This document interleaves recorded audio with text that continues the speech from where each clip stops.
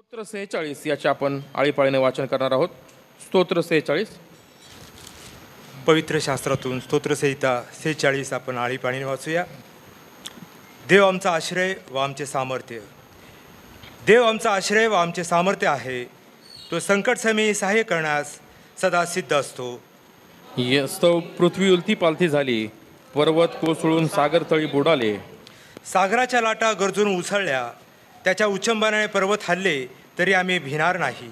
अशी एक नदी आहे, तिचे प्रवाह देवाच्या नगराला, परात्पराच्या परमपवित्र निवासस्थानाला आनंदमय करतात. त्या नगराच्या ठाई देव आहे, ते ढळवायचे नाही. प्रभात होताच देव त्याला सहाय्य करील. राष्ट्रे खवळली, राज्ये डळमळली, त्याने गर्जना केली, तो पृथ्वी विरघळून गेली. सेनाधीश परमेश्वर आमच्या बरोबर आहे. याकोबाचा देव आमचा आश्रय आहे. या परमेश्वराची कृत्ये पहा, त्याने पृथ्वीची कशी नासधूस केली आहे. तो दिगंतापर्यंत लढाया बंद करीतो.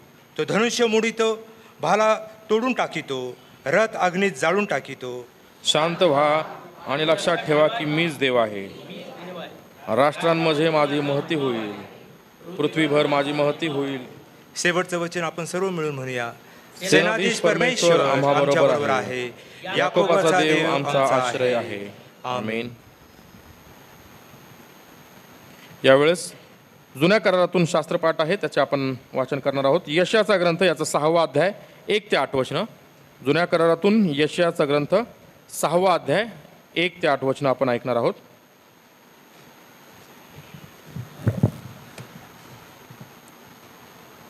यावेळेस आपण जुन्या करारातून यशायाचा ग्रंथ याचा 6वा अध्याय याची 1 ते 8 ही वचने आपण पाहूया. यशायाला झालेले दर्शन आणि पाचारण. उज्जिया राजा मरण पावला, त्या वर्षी प्रभूस उच्चस्थळी असलेल्या उच्च सिंहासनावर बसलेले मी पाहिले. त्याच्या जग्याच्या सोंग्याची मंदिरे व्यापून गेली होती. त्याच्या भोवताली सराफीम उभे होते. त्या प्रत्येकाला 6 पंख होते. दोहोंनी ते आपले तोंड झाकी, दोहोंनी आपले पाय झाकी व दोहोंनी उडे. ते आळीपाळीने उच्च स्वराने म्हणत, पवित्र पवित्र पवित्र सेनाधीश परमेश्वर, आणखी पृथ्वीची समृद्धी त्याचे वैभव होय. घोषणा करणाऱ्यांच्या या वाणीने उंबरटे हलले व मंदिर धुराने भरले. तेव्हा मी म्हणालो, हाय हाय, माझे आता वाईट झाले, कारण मी अशुद्ध ओठांचा मनुष्य आहे आणि मी अशुद्ध ओठांच्या लोकात राहतो. आणि सेनाधीश परमेश्वर राजाधिराज ह्यास मी आपल्या डोळ्यांनी पाहिले. मग एक सराफदूत वेदीवरील इंगळ चिमट्याने हाती घेऊन मजकडे उडत आला. तो माझ्या ओठास लावून त्याने म्हटले, पहा, याचा स्पर्श तुझ्या ओठास झाला आहे. तुझा दोष दूर झाला आहे, तुझ्या पापाचे प्रायश्चित्त झाले आहे. तेव्हा मी प्रभूची वाणी ऐकली, ती अशी, मी कोणाला पाठवू, आमच्यासाठी कोण जाईल. तेव्हा मी म्हणालो, हा मी आहे, मला पाठव. वाचलेल्या वचनावर प्रभू परमेश्वर आशीर्वाद पाठव. आमेन. आमेन. नव्या करारातून शास्त्रभाग आहे, पत्राचे वाचन आपण करणार आहोत. एफिसकरास पत्र याचा 3रा अध्याय 14 ते 21 वचन आपण ऐकणार आहोत. नवीन करारातून एफिसकरास पत्र याचा 3रा अध्याय आणि 14 ते 21 वचनं आपण वाचूयात, ऐकूयात. इफिसकरास पत्र 3रा अध्याय 14 ते 21 वचने. अंतःकरणामध्ये ख्रिस्ताने वास करावा म्हणून प्रार्थना. ह्या कारणास्तव स्वर्गातील व पृथ्वीवरील प्रत्येक वंशास ज्या पित्यावरून नाव देण्यात येते, त्या पित्यासमोर मी गुडघे टेकून अशी विनंती करीतो की त्याने आपल्या ऐश्वर्याच्या समृद्धीने तुम्हाला असे दान द्यावे की तुम्ही त्याच्या आत्म्याच्याद्वारे अंतर्यामी बलसंपन्न व्हावे. ख्रिस्ताने तुमच्या अंतःकरणामध्ये तुमच्या विश्वासाच्याद्वारे वस्ती करावी, यासाठी की तुम्ही प्रीतीत मुळावलेले व पाया घातलेले असे असून तिची रुंदी, लांबी, उंची व खोली किती हे तुम्ही सर्व पवित्र जनांसह समजून घ्यावयास व बुद्धीस अगम्य अशी ख्रिस्ताची प्रीती ओळखून घ्यावयास शक्तिमान व्हावे, असे की तुम्ही देवाच्या सर्व पूर्णते इतके परिपूर्ण व्हावे. जास्तीत जास्त अर्थात आपल्या मागण्या किंवा कल्पना यांपलीकडे आपल्यामध्ये कार्य करणाऱ्या शक्तीप्रमाणे अधिक्याने कार्य करावयास जो समर्थ आहे, त्याला मंडळीमध्ये व ख्रिस्त येशूच्या ठायी पिढ्यानपिढ्या युगानुयुग गौरव असो. आमेन. आमेन. यावेळेस आपण शुभवर्तमानाच्या वाचनासाठी आपण उभे राहूत. मी पास्टरना विनंती करतो ते शुभवर्तमान आपल्यासाठी वाचतील.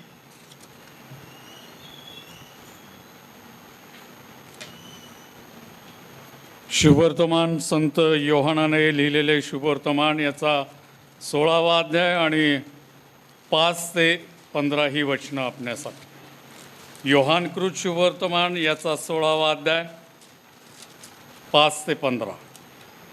परंतु ज्याने मला पाठविले त्याकडे मी आता जातो आणि तुम्ही कोठे जाता असे तुम्हातील कोणी मला विचारित नाही. या गोष्टी मी तुम्हास सांगितल्या आहेत म्हणून तुमचे अंतःकरण खेदाने भरले आहे. तरी मी तुम्हास खरी गोष्ट सांगतो, मी जावे हे तुम्हास हितकारक आहे. मी न गेलो तर कैवारी आत्मा तुम्हाकडे येणार नाही. मी गेलो तर त्याला तुम्हाकडे पाठवीन. तो येऊन पापाविषयी, धार्मिकतेविषयी व न्यायनिवाड्याविषयी जगाची खात्री करेल. ते मजवर विश्वास ठेवीत नाही यावरून पापाविषयी, मी पित्याकडे जातो आणि पुढे तुम्हास दिसणार नाही यावरून धार्मिकतेविषयी, आणि या जगाच्या अधिकाऱ्याचा न्याय केला आहे यावरून न्यायनिवाड्याविषयी. मी अद्यापी बहुत गोष्टी तुम्हास सांगावयाच्या आहेत, परंतु आता तुमच्याच्याने ते सोसवणार नाहीत. तरी तो सत्याचा आत्मा येईल तेव्हा तो तुम्हास मार्ग दाखवून सर्व सत्यात नेईल. कारण तो आपल्या स्वतःचं सांगणार नाही, तर जे काही ऐकेल तेच सांगेल आणि होणाऱ्या गोष्टी तुम्हास विदित करेन. तो माझे गौरव करेल, कारण जे माझे आहे त्यातून घेऊन ते तुम्हास विदित करेन. जे काही पित्याचं आहे ते सर्व माझे आहे, म्हणून मी म्हणालो की जे माझे आहे त्यातून घेऊन ते तुम्हास विदित करेल. प्रभू ही सर्व वचने आशीर्वादित करो.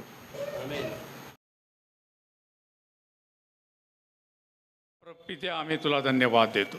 पुत्र येशू, जो देवाचा एकुलता एक, जो स्वर्ग सोडून या भूतलावर आमच्यासाठी आला, ज्याने सर्व प्रकारे आमच्या पातकांसाठी रक्त सांडवलं आणि त्याबद्दल समोर पाप, मरण आणि सैतान याची नांगी मोडली, आणि जो पुन्हा येणार आहे आणि आम्हाला गौरवाने त्या स्वर्गात नेणार आहे, त्या प्रभू येशू आम्ही तुला धन्यवाद देतो. पवित्र आत्मा जो पित्या आणि पुत्रापासून निघतो, जो आमचा कैवार घेतो, मध्यस्थी करतो, जो आमच्या बरोबर आणि आमच्यामध्ये राहतो, त्या पवित्र आत्म्या आम्ही तुला धन्यवाद देतो.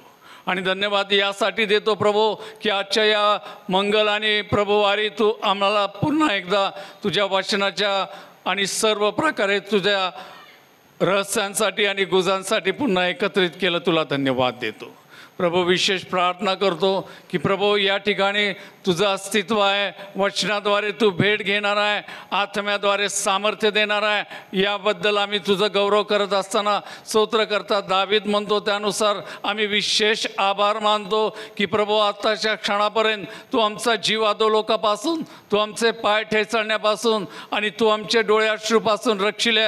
याद्वारे तू आमची खात्री केली की तू आमचा देव इम्मॅन्युएल, आम्हाबरोबर राहणारा देव परमेश्वर आहे. आणि प्रभू ही सर्व तुझी कृपा आणि तू केलेले उपकार याबद्दल धन्यवाद देत असताना प्रभू पुन्हा एकदा आम्ही सर्व प्रकारे लीन नम्र होऊन तुझ्या चरणापाशी येतो. तर एक देवा प्रभू, आम्ही सर्व प्रकारे तुझ्याकडे आणि तुझ्या हातामध्ये सर्व प्रकारे स्वतःला समर्पित करत असताना प्रभू आमच्या सर्व पापांची, दोषांची, अशक्तपणाची, अविश्वासाची तू आम्हाला क्षमा कर आणि नव्यानं तू आम्हाला वागवून घे अशी प्रार्थना करतो.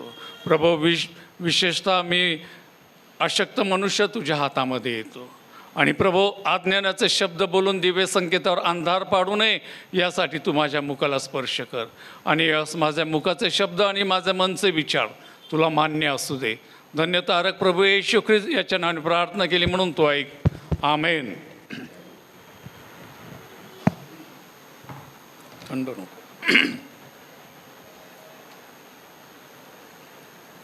प्रभूची स्तुती असो आणि प्रभूच्या नावाला सर्व प्रकारे मान, सन्मान आणि गौरव असो. आणि देवाला धन्यवाद देत असताना पुन्हा या मंडळीमध्ये प्रभूने मला आणलं आणि या मंडळीचे विशेष याजक आणि जे कार्यकारिणी आमचे सहकारी मित्र विशेषतः पेत्रस काळे यांचं देखील मी आभारी आहे.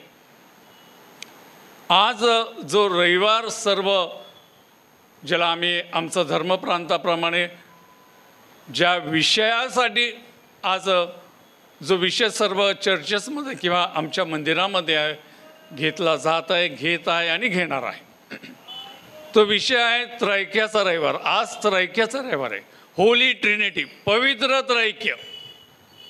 आणि आज जे काही शास्त्रभाग मग आमच्या सन्माननीय पाळक साहेबांनी वाचलेले आहेत, आम्ही वाचलं, स्तोत्र वाचलं, जे तुम्ही आळीपाळीनं हा शब्द मला आनंदात, कारण पवित्र शास्त्रातला शब्द आहे तो आळीपाळीने.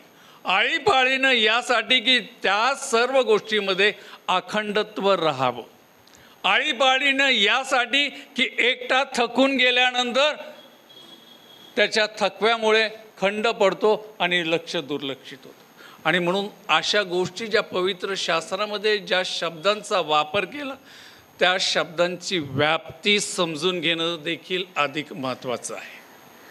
आणि म्हणून जे शास्त्रभाग मग जे स्तोत्र वाचलं, स्तोत्र 46, त्यातूनही 3च घटक मी तुम्हाला सांगणार आहे. जो यशाचा 6वा अध्याय, जी पहिली 6 वचनं आपण वाचली, त्यातूनही 3च घटक मी तुम्हाला सांगणार आहेत. आणि जे काही शुभवर्तमान किंवा पत्र आहे त्यातील 3च घटक मी तुम्हाला सांगणार.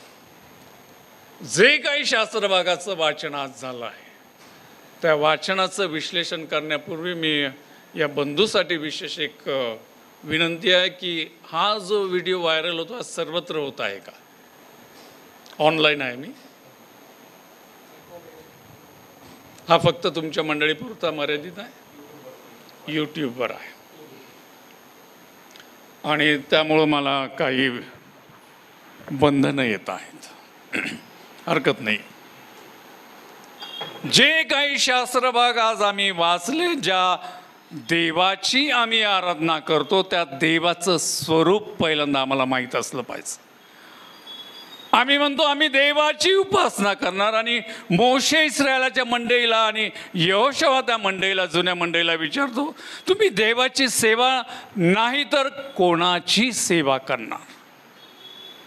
जर तुम्हाला तुमच्या देवाचं स्वरूप माहीत नाही तर तुम्ही जी काही आराधना उपासना करता किंवा करत आहात, आजपर्यंत मी माझ्या वयाची 58 वर्ष, 59 वर्ष जी काही उपासना केली ती कोणाला गेली, कोणापर्यंत पोचली, कोणासाठी केली, हे जर मला समजलं नाही तर माझं जीवन व्यर्थ आहे. देवाचे मंडळी, तुम्हाला तुमचा देव समजून घ्यायचा असेल तर देवाविषयी 3 मूलभूत घटक समजून घेणं अतिशय गरजेचं आहे. ख्रिस्ती धर्म, ख्रिस्ती विश्वास याचा आरंभ, जे विश्वास तत्व ज्याच्यामध्ये एकवटलं गेलं आहे तो म्हणजे देव, आरंभापासून. आणि म्हणून तुम्ही जे 3 टप्पे पवित्र शास्त्रामध्ये आहे त्यामध्ये आम्ही ते 3 युगाचा विचार केला, म्हणजे जुना करार, नवा करार आणि प्रेषितीय मंडळी. यामध्ये आम्ही पाहतो उत्पत्ती 1:1, योहान 1:1, इब्री 1:1. यामध्ये पहिलीच गोष्ट सांगली आहे, उत्पत्ती 1:1, प्रारंभी देवाने. प्रारंभी देव आहे, प्रारंभापासून देव आहे आणि देवापासूनच तुमचा आमचा प्रारंभ आहे. या विश्वाचा प्रारंभ आहे, या सर्व निर्मितीचा प्रारंभ देव आहे. योहान 1:1 प्रारंभापासून देव आहे, आणि तो प्रारंभ म्हणजे तो शब्द होता, शब्द देवाचा होता आणि शब्दच देव होता. आणि त्याच्याद्वारेच अवघे झाले, त्याच्याकडून झालं नाही असं काहीच नाही. आणि तिसरं इब्री 1:1, देव प्राचीन काळापासून अंशांशाने आणि प्रकाराप्रकाराने मनुष्याशी बोलला, आणि या युगाच्या शेवटी पुत्राद्वारे तोंडोतोंड बोलला. प्रत्येक वचनामध्ये देव आरंभ करतो हे तुम्हाला लक्षात आलं असेल. आरंभापासून तो आहे आणि तो आहे म्हणून मी आहे. अनेक लोकांना असं वाटतं मंडळी आहे म्हणून देव आहे. हे आज शिकवलं जात आहे म्हणून मी सांगतो. अनेक याजक असे जेव्हा ज्याला आम्ही म्हणतो की चर्चा करतात किंवा उन्मत्तपणे काही जण, माफ करा शब्द मी मुद्दा म्हणून वापरतो, अहो म्हणे देव काय दगडांकडून सेवा करून घेणार होता का? अरे त्याच्यात ते सामर्थ्य आहे. त्याच्या सामर्थ्याचं खरं स्वरूप जर पाहिलं, मला बंधनं येतात. अहो धोंडे ओरडत आहे पण तुम्ही शांत झालात, तुम्ही कोमट झालात, तुम्ही आता नामशेष होत आहात. अहो तुमचा आरंभ ज्याच्यापासून आहे त्या देवाला तुम्ही टाकून दिलाय, विसरलेला, त्याचा विसर पडलाय, त्याच्यापासून तुम्ही दूर गेलात. तुम्ही त्याच्याऐवजी या जगामध्ये रममान झालात. आणि म्हणून पहिली जी गोष्ट आहे, उत्पत्ती 1:1, योहान 1:1, इब्री 1:1, प्रारंभापासून देव, तो देव समजायचा तर 3 मूलभूत घटक तुम्ही समजले पाहिजे. सर्वात पहिला घटक म्हणजे देव जो आहे तो देव, त्याचे अंगभूत गुण तुम्हाला माहीत असले पाहिजे. त्याचे अंगभूत गुण बघा, आम्ही एखाद्याला थोडंसं द्वेषाने बोलतो ना, काय गुणाचं आहे मला माहीत आहे की नाही, त्याच्यावर त्या शब्दातून आपण त्याचं अस्तित्व काय आहे ना, त्या अस्तित्वावर बोट धरतो, त्या अस्तित्वावर बोट ठेवतो आपण. आणि म्हणून पहिलं जी महत्त्वाची गोष्ट आहे ते अंगभूत गुण हे महत्त्वाचे आहे. आमच्या देवाचा अंगभूत गुण, त्रैक्याचा देव, 3 मूलभूत गोष्टी असणारा देव, 3 गोष्टीतून त्याचं अंगभूत गुणाद्वारे त्याचं देवत्व प्रकट करतो. सर्वात पहिला आणि अतिशय महत्त्वाचा त्याचा अंगभूत गुण, की त्या अंगभूत गुणाद्वारे त्याची ओळख आहे, त्याचं वैभव आहे आणि त्याचं सनातनपण आहे. देवाचा पहिला अंगभूत गुण म्हणजे देवाची पवित्रता.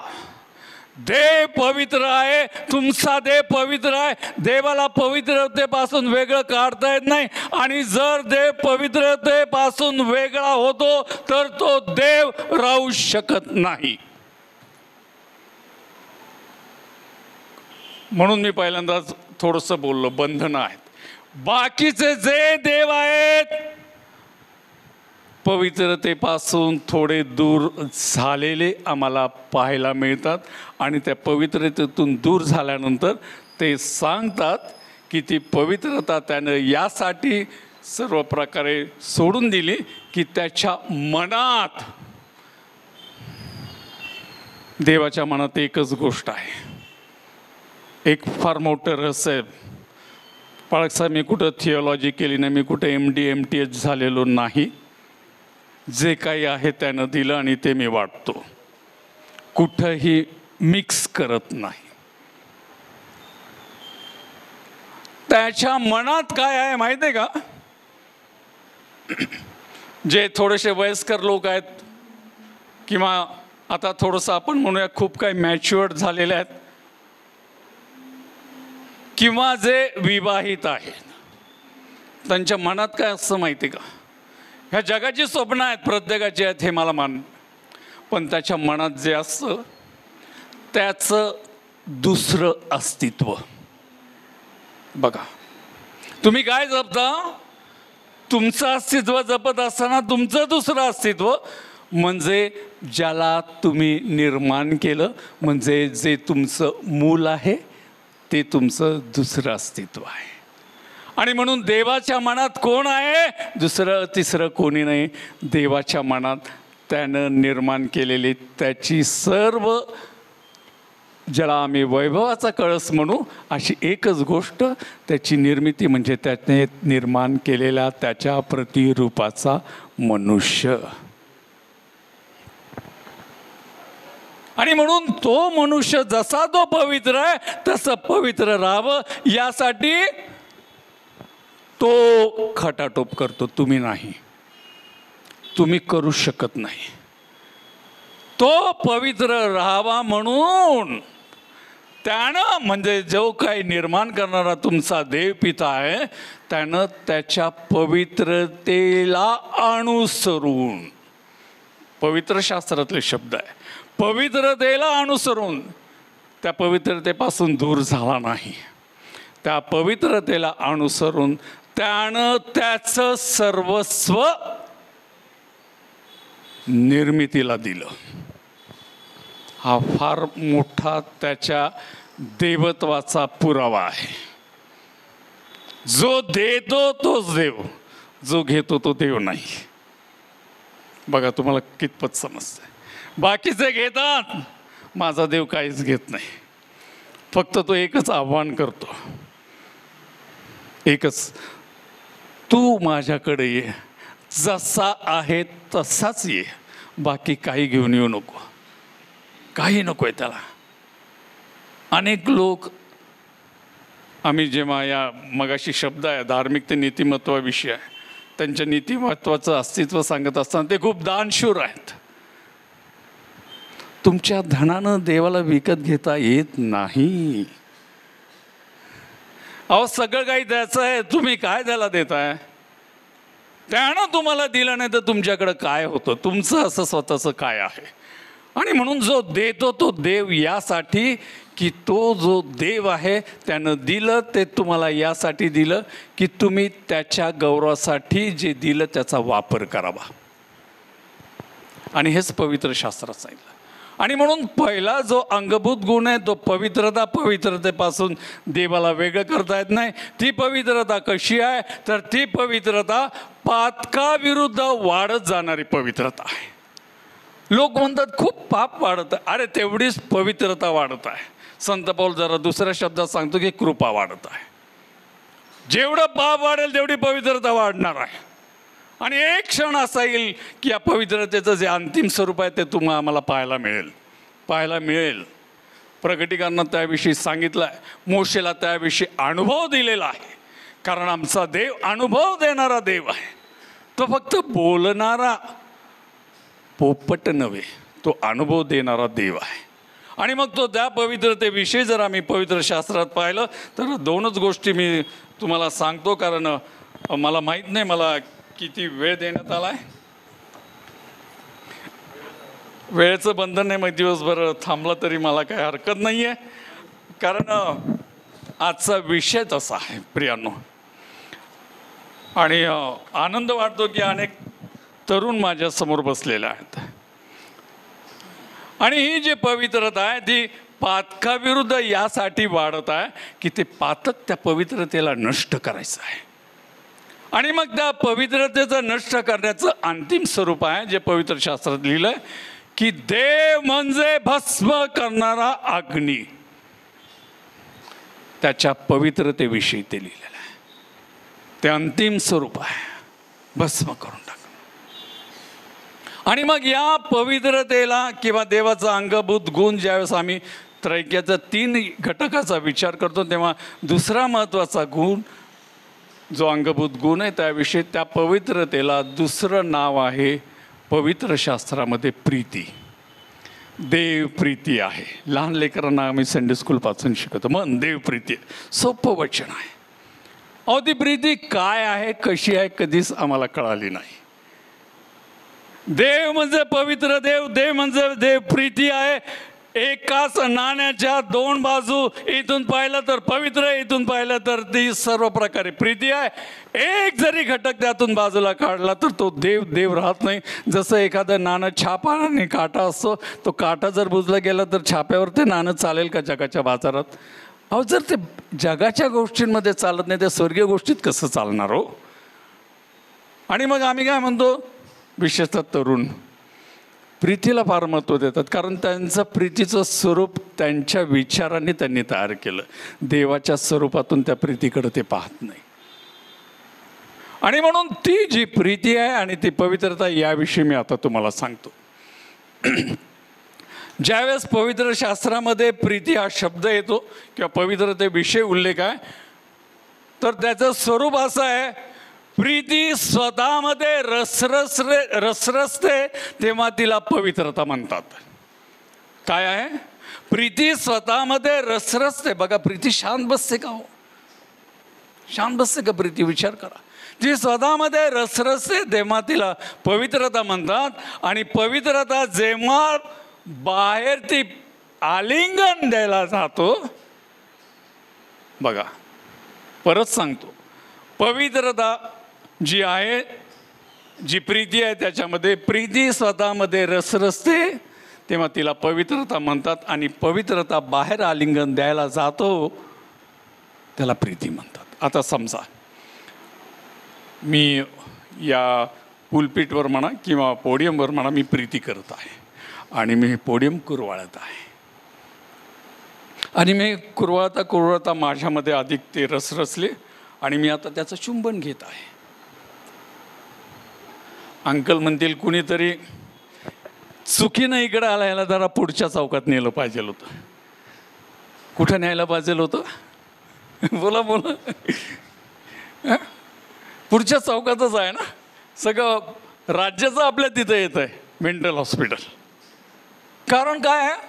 हा निर्जीव वस्तूलाच कुरवळत बसलाय. आणि याच जर पुलपीटवर मी त्या लेकरासारखं एक छानसं लेकरू ठेवलं आणि मग त्याचे गालगुच्छे धरले, त्याच्या डोक्यावरून हात फिरवला, त्याला कुरवाळलं, तर हेच अंकल म्हणतील, अरे हा किती प्रेमळ माणूस. बरोबर आहे? म्हणजे प्रीतीला प्रीती करण्यासाठी विषय हवा होता, म्हणूनच मनुष्याची निर्मिती झाली. प्रीतीला प्रीती करण्यासाठी विषय हवा होता, म्हणून मनुष्याची निर्मिती झाली. आणि मग त्या विषयातली प्रीती कशी आहे? तुम्ही त्या प्रीतीचा विचार केला नाही. तुम्ही जर उत्पत्तीचे पहिले 3 अध्याय वाचले ना, तर तुम्हाला आणखीन खोलात सर्व गोष्टी कळून येतील.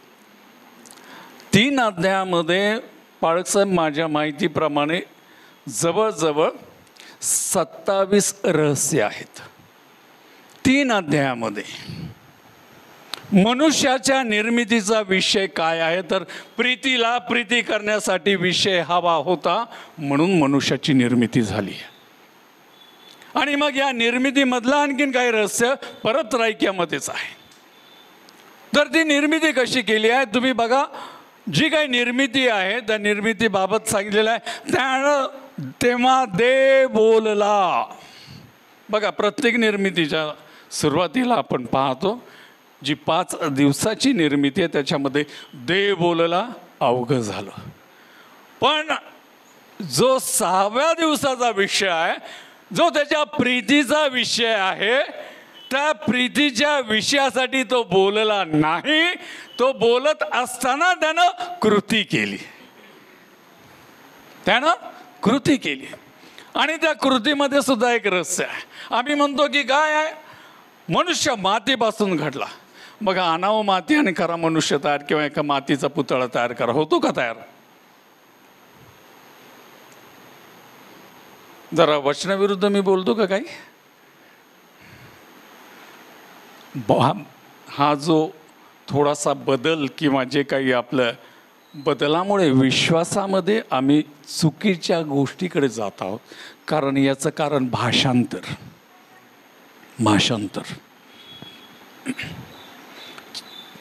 देवानं निर्माण केलेला जो मनुष्य आहे तो मातीपासून नाही, तो चिखलापासून केला आहे. यामध्ये सुद्धा रहस्य आहे. ह्या मातीचा चिखल केव्हा होतो? थोडं सायन्सकडे जातोय. तुम्ही म्हणाल की या शिक्षण व्यवस्थेतला माणूस कशाला आम्ही आणलाय, खूप काय कुरतडायला लागला, आमचा सायन्सचा अभ्यास घ्यायला लागला. तसं नाही आहे प्रियांनो. मला ती गोष्ट प्रगट करायची आहे जी देवाची प्रीती कशी आहे हे तुम्हाला समजावं. कशी प्रीती आहे तर देवानं जो समय सुद्धा नेमलेला आहे ना त्याचं सुद्धा इथे नोंद आहे.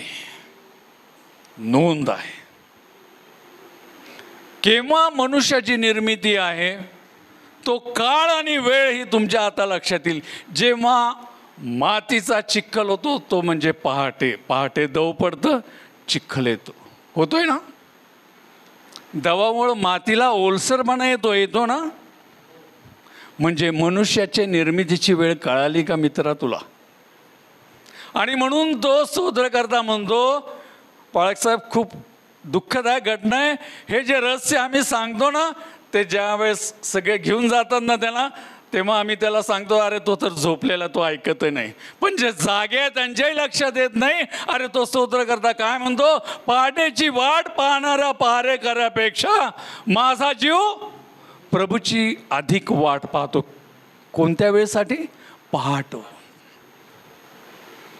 म्हणजे मनुष्याच्या निर्मितीची वेळ ही पहाटेची आहे. ज्यावेळेस मातीचा चिखल होतो त्यावेळेस.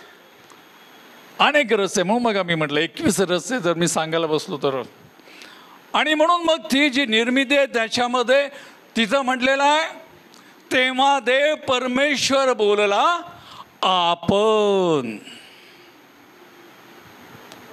आपण म्हणजे अनेक वचनी आहे. तो एकदाच आता म्हटला चल मी, तिथं म्हटलेलं आपण तयार करू.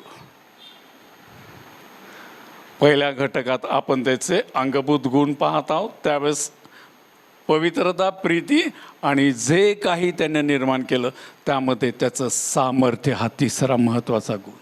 सामर्थ्यानं केलं आहे, सामर्थ्य प्रगट होत आहे. हे असं सामर्थ्य, त्या सामर्थ्याचा एक पैलू अनेकदा आशीर्वादाच्या वेळेस तो संत पाऊल आम्हाला फिलिपियाच्या पत्रामध्ये सांगतो, तो मला खूप आवडतो. ते जे सामर्थ्य आहे ते तुमच्या बुद्धी सामर्थ्याच्या पलीकडचं आहे. बुद्धी चालवूच नका. बुद्धीनं देवाला शोधता येत नाही. ख्रिस्ती धर्मामध्ये जो बुद्धीनं देवावर विश्वास ठेवतो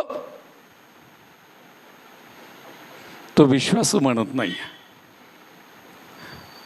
देव विश्वासाने शोधता येतो. आणि म्हणून विश्वास हा महत्त्वाचा आहे. आणि मग आम्ही पाहतो या सर्व त्याच्या अंगभूत गुणानंतर दुसरा जो महत्त्वाचा घटक आहे त्याचं जे स्वरूप आहे तो देव कसा आहे तर तो देव त्रैक्य देव आहे. म्हणून तिथं म्हटलेलं आपण. कारण जेव्हा तो एक आहे तेव्हा तीन आहे तेव्हा ते एकच आहेत. ख्रिस्ती त्रैक्य देव एकमेकापासून विभक्त करता येत नाही. बघा, मग ते काल, अवकाश, स्थिती, कोणतीही गोष्ट असू द्या, तुम्हाला वेगळं करता येत नाही. आणि म्हणून तो येशू म्हणतो, ज्यानं मला पाहिलं आहे त्यानं पित्याला पाहिलं आहे. म्हणजे जो पुत्राला पाहतो तो पित्यालाही पाहतो, आणि तो पुत्राला पाहतो त्याच्यामध्ये पवित्र आत्मा देखील पाहतो, कारण तो सामर्थ्यानं भरलेला आहे. मला वाटतं यशाया 48:16, तेव्हा प्रभू परमेश्वराने मला आणि माझ्या आत्म्याला पाठविले. त्रैक्याचं हे सर्वात महत्त्वाचं उदाहरण आहे. प्रभूने म्हणजे परमेश्वर, प्रभूने म्हणजे पाठविणारा पिता, पाठविलेला देखील यहोवा आणि त्याच्या सोबत आलेला देखील यहोवा. म्हणजे तीन प्रभू आहेत. पाठवणारा परमेश्वर, पाठवलेला पुत्र हा पण प्रभू आहे, आणि पवित्र आत्मा हा पण प्रभू आहे. अनेक लोक विशेषतः थिओलॉजीमध्ये गल्लत करतात. थोडासा वेळ असेल तर मी बोलू का? पुढे जाऊया. कंटाळला नाहीत ना? कंटाळला तर मला सांगा. अनेक थिओलॉजीमध्ये एक गोष्ट आहे, जर थिओलॉजी कोण करत असेल तर अनेकदा या त्रैक्याचं उदाहरण देताना अंड्याचं उदाहरण देतात, त्याचं स्वरूप सांगताना त्रैक्याचं स्वरूप. वरचं कवच म्हणजे पिता, आतलं पांढरं म्हणजे पुत्र आणि आतलं बलक पिवळं म्हणजे तो पवित्र आत्मा, असं उदाहरण देतात. आता प्रत्यक्ष मी कृती करतोय, प्रत्यक्ष मी आता अंडं खायला सुरुवात करतोय. मी ते अंडं फोडल्यानंतर काय होतं नक्की क्रिया, विशेषतः महिलांना माहीत आहे. तुम्ही तव्यावर काय सोडताय? तेल आहे, ठीक आहे, पण त्या अंड्याबाबत फक्त विचार करा. तेल आणि गॅस वगैरे नको, काटे चमचे आणि सगळी ती वाटी वगैरे नको. प्रत्यक्ष अंड फोडल्यानंतर काय सोडलंय? अहो ते पांढरं आणि तो बलक पिवळा ते सोडले तुम्ही तेलात. टरफल कुठं गेलं? हा, एक महिलांचा आवाज आलाय, फेकून दिलं, आणि इथून आवाज आलाय कचऱ्यात. आता तुम्हीच शिकवलंय थिओलॉजीमध्ये, पांढरं जो आहे तो पिता आहे. पिता कुठे? डस्टबिन मध्ये. काय शिकवण आहे? आणि म्हणून मग आम्ही तुम्हाला सांगितलं यशा 48:16, परमेश्वर म्हणतो ना त्याच्यामध्ये सत्यता आहे. तुम्ही सांगता त्यात सत्यता नाही, कारण तुम्ही बुद्धीनं सांगितलेली सत्यता आहे, ती स्वीकारण्यास योग्य नाहीच. आणि म्हणून अनेकदा आम्ही ही गोष्ट सांग, बुद्धी सामर्थ्याच्या, तुमच्या बुद्धीनं देवाला शोधायला जाऊ नका. आणि मग आम्ही पाहतो हा त्रैक्य देव जो आहे, जेव्हा 3 आहे तेव्हा 1 आहे तेव्हा 3 आहेत. मग आता तो त्या निर्मितीच्या वेळेस म्हणाला जर आपण तयार करू, आणि मग त्या आपण तयार करण्यामध्ये पुढे तो म्हणतो आपण आपल्या प्रतिरूपाचा. काय सुंदर प्रीती आहे हो, ती प्रीती तुम्ही कधी विचार करत नाही आहे. त्या प्रीतीचं संशोधन करा. प्रीती मुलीचं संशोधन नका करू, प्रीतीचं, देवाच्या प्रीतीचं संशोधन करा. तिथे काय म्हटलेलं आहे? आपण तयार करू आपल्या प्रतिरूपाचा. मग त्याचं प्रतिरूप काय? देवाचं प्रतिरूप. जो पिता आहे तो देव बाप जो आहे तो अदृश्य आत्मा आहे. आणि म्हणून देव आत्मा आहे आणि त्याच्या उपासकांनी त्याची सेवा आत्म्यानं आणि खरेपणानं, सत्यानं केली पाहिजे, कारण तो सत्य देव आहे, तो खरा अस्सल देव आहे. आणि म्हणून मग आम्ही पाहतो तो अदृश्य आत्मा आहे आणि देव पुत्र जो आहे त्या आत्म्याची दृश्य अशी प्रतिमा आहे. दृश्य अशी प्रतिमा आहे. आणि जो पवित्र आत्मा आहे, जो मगाशी आम्ही एक अंगभूत गुण त्याच्याबद्दल फक्त एकच ओळ म्हटलं, आता ते महत्त्वाचं अंगभूत गुण इथे आहे म्हणून मी मगाशी वेळ वाया नाही गेलो. ते त्याचं जे तिसरं भाग जो आम्ही पाहिला, तर ते त्याचं इतिहास घडवणारं सामर्थ्य आहे.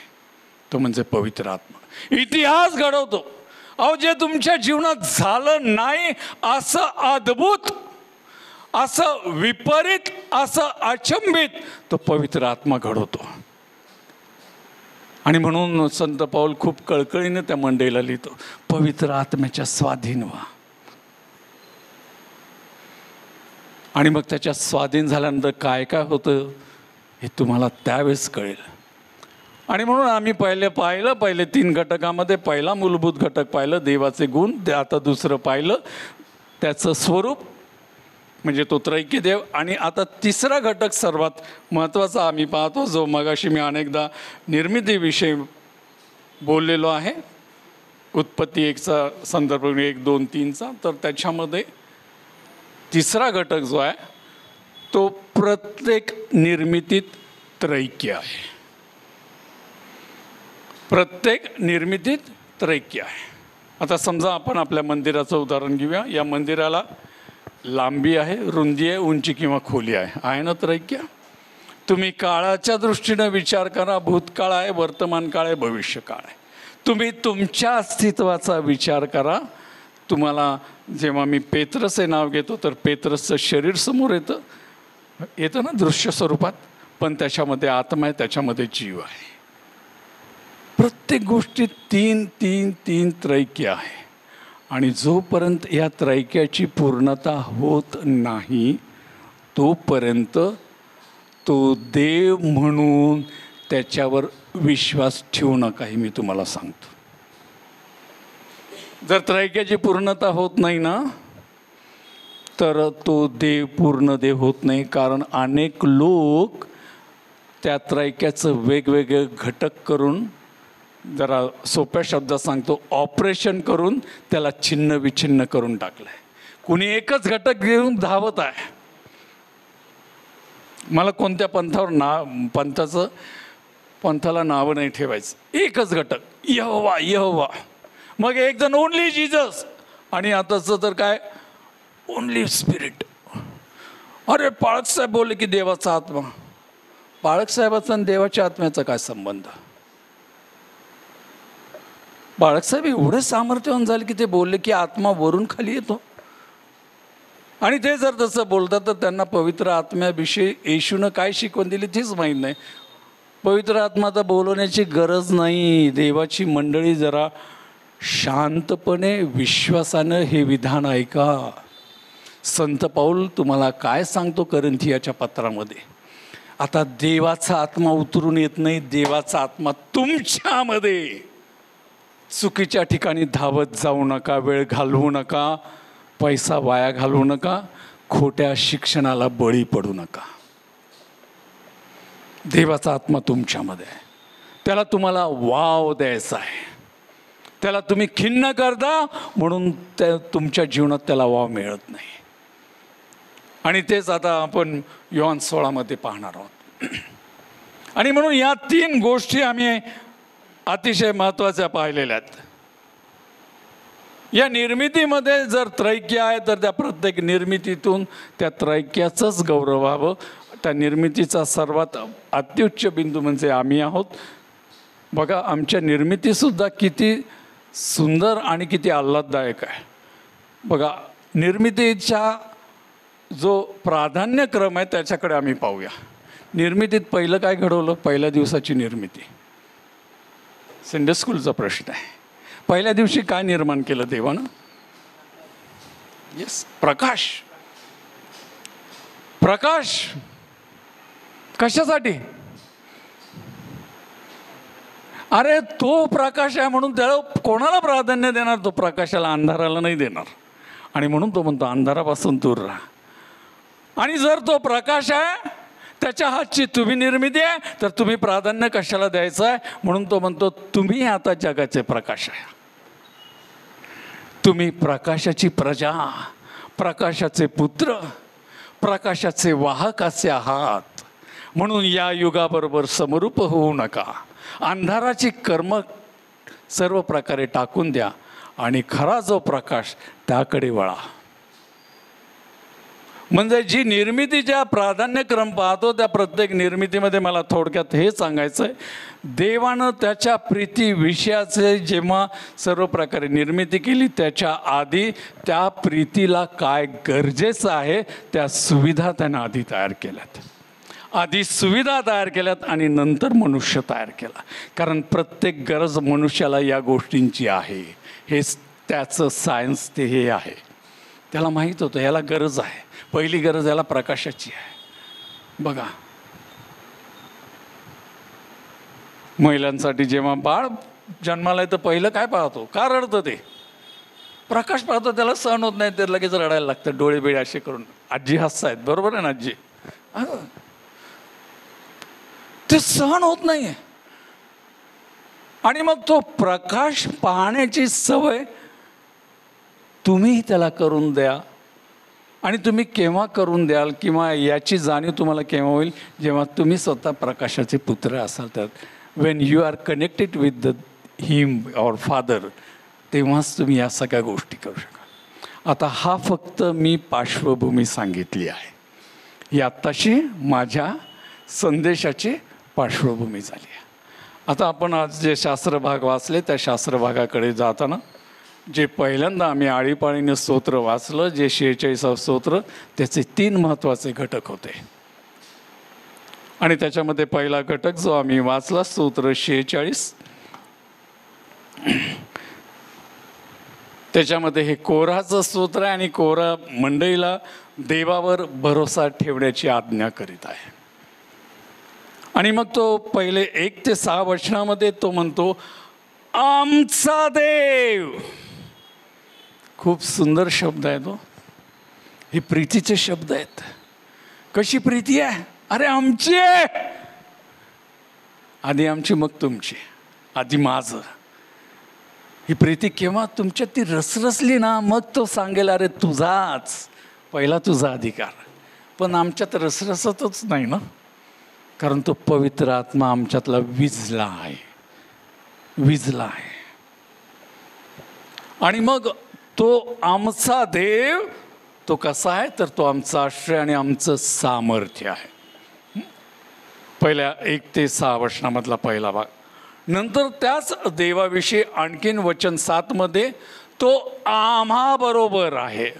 यशामध्ये इमॅन्युअल हा शब्द वापरला, तेव्हा जेव्हा आम्ही 25 डिसेंबरला येतो तेव्हा हा शब्द खूप आवडतो आणि त्याच्यावर खूप मोठं सरमन दिलं जातं. इमॅन्युअल, आम्हा बरोबर देव. पण आमची कृती पाहिल्यानंतर आम्हा बरोबर कोण आहे याची ओळख जगाला होते. आम्ही म्हणतो इमॅन्युअल, आम्हा बरोबर देव. अहो देवदूताने सांगितलं तेव्हा त्या योसेफाला आठवण झाली, त्याचं नाव येशू, तो तारणारा आहे. आणि मग तारणाऱ्यानंतर खाली लिहिलं इमॅन्युअल, कारण त्याचं जुनं नाव इमॅन्युअल होतं, त्याचं स्वर्गातलं नाव इमॅन्युअल होतं. आधीच ते ठरवण्यात आलंय की तो जगात आल्यावर त्याचं नाव काय ठरवायचं आहे. येशू ख्रिस्ताचं नामकरण भूतलावर आल्यावर नाही झालं प्रियांनो, आधीच झालंय स्वर्गात. आणि असा तो स्वर्गातला आमच्याकडे आला आणि आम्हाला येऊन त्यानं जगाच्या गोष्टी नाही सांगितल्या, त्यानं स्वर्गाच्या गोष्टी सांगितल्या. म्हणून मार्क 1 मध्ये तिथं म्हटलेलं आहे, अशी कोणती अधिकारवाणी ज्याद्वारे स्वर्गातली रहस्य सांगितली जातात. देवाचं राज्य याविषयी तो सांगतो, ख्रिस्ती धर्माविषयी नाही सांगत. येशू ख्रिस्ती धर्म शिकवायला नाही आला, त्याने देवाचं राज्य याविषयी शिकवण दिलेली आहे. आणि म्हणून हेच इमॅन्युअल जो आहे त्या इमॅन्युअल विषयी आम्हाला तिथं वर्णन स्तोत्र 46 मध्ये आणि पुढे 8 ते 11 मध्ये तिथे अतिशय महत्त्वाचा शब्द आहे, लक्षात ठेवा मीच तो देव. आता काय म्हणत आहे तो कोरा, काय सांगत आहे, लक्षात ठेवा मीच तो देव. कोण मीच? अरे जो इमॅन्युअल आहे, अरे जो सामर्थ्याचा आणि तुमचा आश्रय दाता, तोच तो देव. त्याला लक्षात ठेवा. आम्हाला तो सोडून बाकी सगळं लक्षात आहे आणि बाकी सगळीकडे लक्ष आहे. तोच देव लक्षात ठेवा. मग आम्ही जुन्या करारातला, जुन्या मंडळीकडचा जो शास्त्र भाग वाचला, जुन्या करारातला यशाया 6 अध्याय आणि 1 ते 8 वचन. ऐतिहासिकदृष्ट्या किंवा राजकीय दृष्ट्या आम्ही तिथं वर्णन आहे उज्जिया राजाचं. त्या ठिकाणी सर्व प्रकारचं शासन होतं, राज्य कारकीर्द होती. ह्या उज्जिया त्याच्याविषयी पवित्र शास्त्रात उन्मत्तपणामुळे त्याला दंडन झालंय, त्याला कोड फुटलाय. आणि मग या राजकीय परिस्थितीमध्ये हा उन्मत्तपणा उज्जिया बरोबर मंडळीला देखील निदर्शनास आणून द्यायचा होता, कारण ही मंडळी सुद्धा जसा राजा तशी प्रजाप्रमाणे ही मंडळी सुद्धा उन्मत्त झालेली होती. आणि म्हणून तो उन्मत्तपणा लक्षात येण्यासाठी देवानं यशायाला बोलवलं आणि दृष्टांत दिला. आणि त्या दृष्टांतामध्ये 3 गोष्टी तिथं आम्हाला पाहायला, 3 वेगवेगळे विभाग पाहायला मिळतात. पहिल्यांदा तिथं पाहायला मिळतं आम्हाला की एक स्वर्गीय दृष्टांत तिथे दिसतोय. तिथं म्हटलेलं आहे, तिथं एक सिंहासन मांडण्यात आलेलं आहे. आणि मग तिथलं मगाशी वर्णन होतं जे आमच्या बंधूंनी वाचलं, त्याच्या झग्याच्या सोग्यानं सर्व मंदिर भरून गेलेलं आहे. हे जे सिंहासन आहे, जे त्याचे परिधान केलेले कपडे आहे, झगा आहे, आणि जे भरलं जाणं, यामध्ये 3 महत्त्वाच्या गोष्टी आहेत. पहिली गोष्ट जी आहे त्याच्यामध्ये या तिन्ही गोष्टीमध्ये त्याचा अधिकार, त्याचं राजाधिकार, त्याची सत्ता कशी आहे याचं ते दर्शक आहे. तो जिथं जाईल तिथं भरून जातो. साधं उदाहरण तुम्हाला सांगतो. येशू ख्रिस्ताचं 5 भाकरी 2 माशाचा चमत्कारामध्ये बघा, इतकं भरभरून गेलं, इतकं भरभरून गेलं, 5,000 जेवल्यानंतर सुद्धा 12 टोपल्या उरल्या.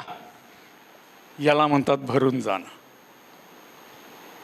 आणि त्यामध्ये तुम्ही थोडंसं आणखीन खोलात ते विचार केला ना, तो चमत्कार असा आहे की तिथं म्हटलेलं आहे ते खाऊन तृप्त झाले.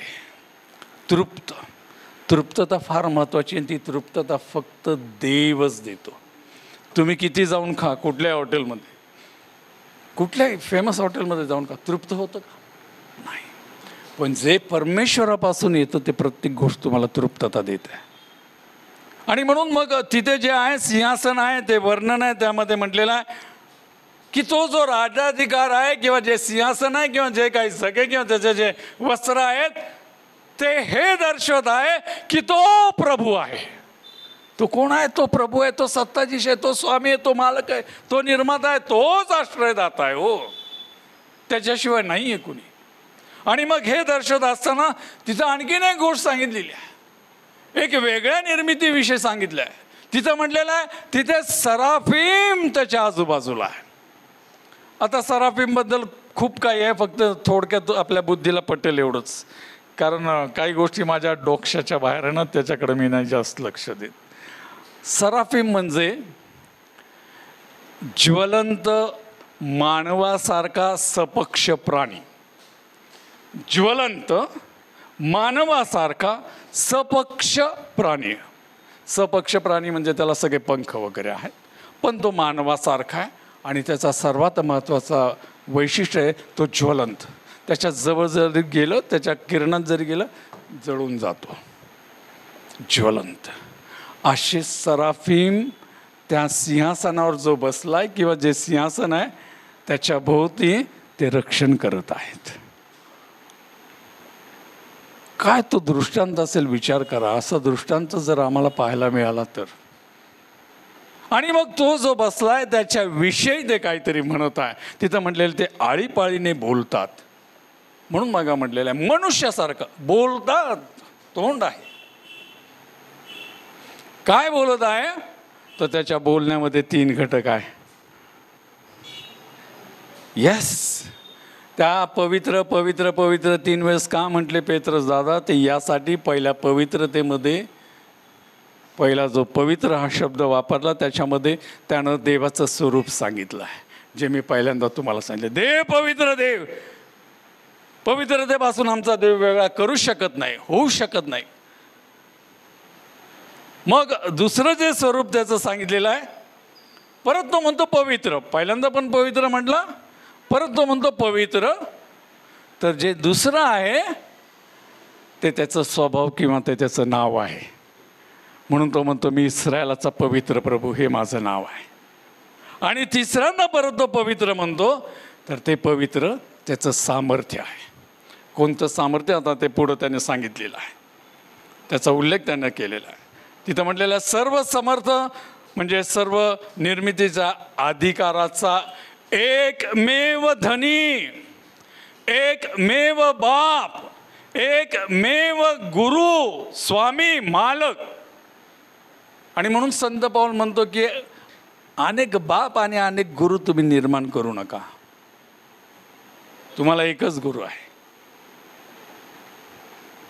आम्ही केलेत, खूप निर्माण केलेत. थोडंसं वाईट वाटेल पण स्पष्ट आणि सत्य बोलून जातो. आम्ही म्हणतो हा माझा आध्यात्मिक पिता. त्याचा आध्यात्मिक पिता तुला माहीत नाही, त्याला तू त्याचा आध्यात्मिक पुत्र होऊन बसलायस. बरोबर आहे का? कोणालाही आपला आध्यात्मिक पिता करून घेऊ नका. तुम्हाला आध्यात्मिक पिता एकच आहे, त्याच्या अधीन तुम्ही राहा. या युगाबरोबर आणि खोट्या संदेशांमागे धावू नका. देवाची पवित्र तुम्ही जी मंडळी, तुमचं नावामध्येच पावित्र्य, ओळख, सामर्थ्य आहे. तुमच्या मंडळीचं नाव काय? किती छान नाव आहे. काय पहिल्याच नावात किती महानता आहे. ख्रिस्त, अभिषेक झालेला मसिया. अहो, ज्याला अभिषेक करण्याचा अधिकार आहे तो तुमच्या मंडळीचं प्रमुख आहे, तो म्हणजे ख्रिस्त. त्याच्या नावानं तुम्ही मंडळी आहात, त्याचे अवयव, त्याचं शरीर तुम्ही आहात. कशाला तुम्हाला दुसऱ्या प्लास्टिक सर्जरीकडे जायचं आहे हो? जिवंत देवाची मंडळी प्लास्टिक सर्जरीकडे चाललेत, चुकीच्या सिद्धांताकडे चाललेत.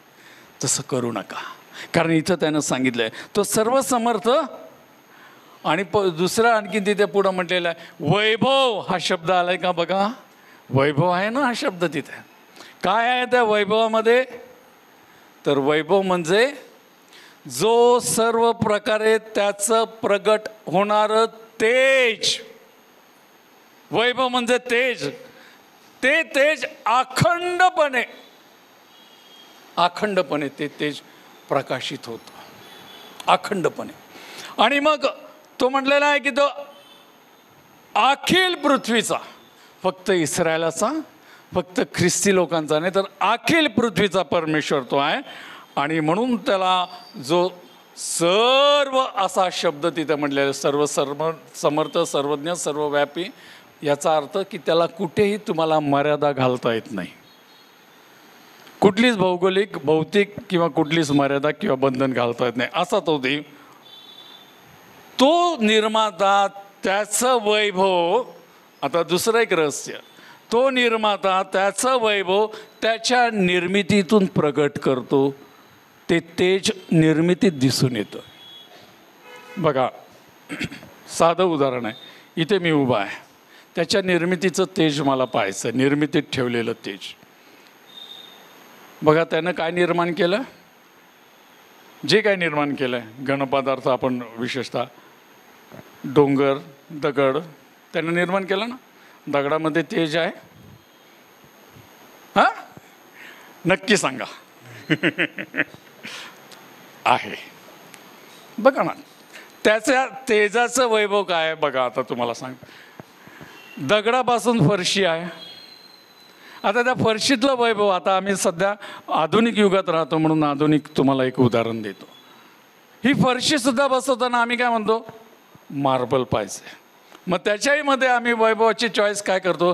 ते आणखीन लकाकिक तेज त्याचं दिसलं पाहिजे म्हणून इटालियन मार्बल पाहिजे. मुद्दा हा, तुम्ही कोणतंही घ्या, इटालियन घ्या किंवा कुठलं घ्या, निर्मितीत त्याचं तेज आहे. आणि ते तेज निर्मितीबरोबरच निर्मात्याचं वैभव वाढते. निर्मितीमधून निर्मात्याचं वैभव वाढते आणि निर्मिती निर्मात्याचं वैभव वाढवते. बघा,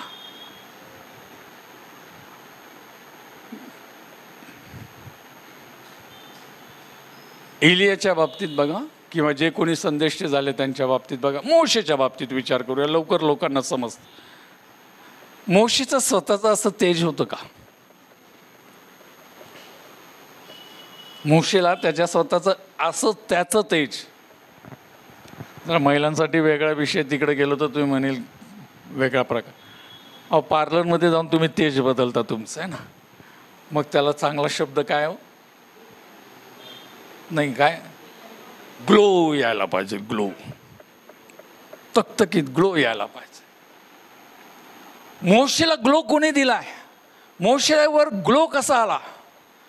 ज्यावेळेस आम्ही निर्मात्याच्या सानिध्यात जातो तेव्हा निर्माता त्याच्या निर्मितीला अधिक वैभवी करतो. बघा, निर्मितीला अधिक वैभवी करतो. म्हणून ते सर्व तेज.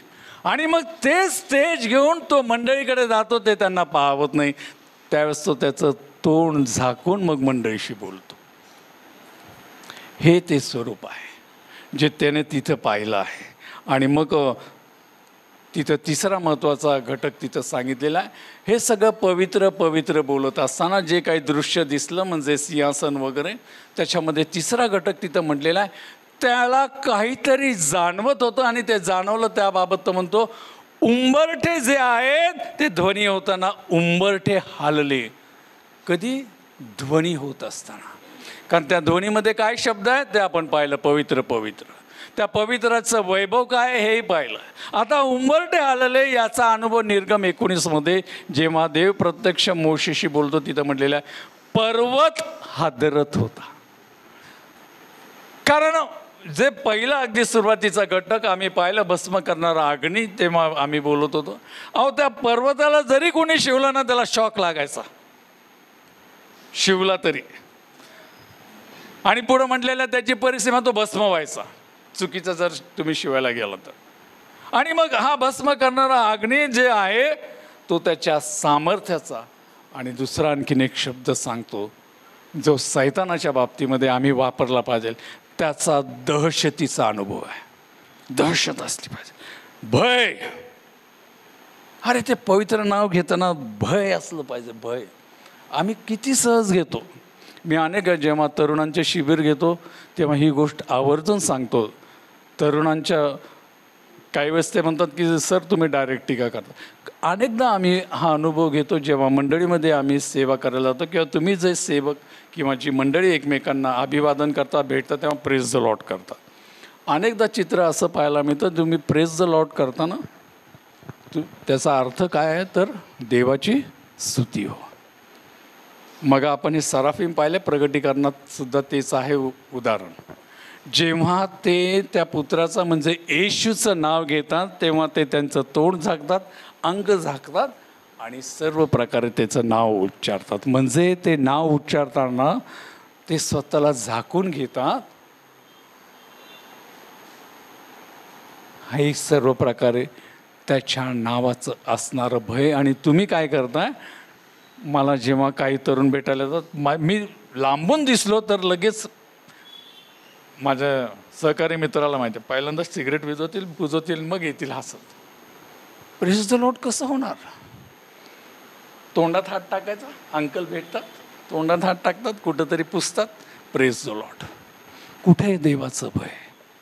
इथं म्हटलेलं आहे देवदूत स्वतःचं मुख झाकतात. तुम्ही तर मनुष्य आहात हो, तुम्ही कशा प्रकारे त्याचं भय धरलं पाहिजे.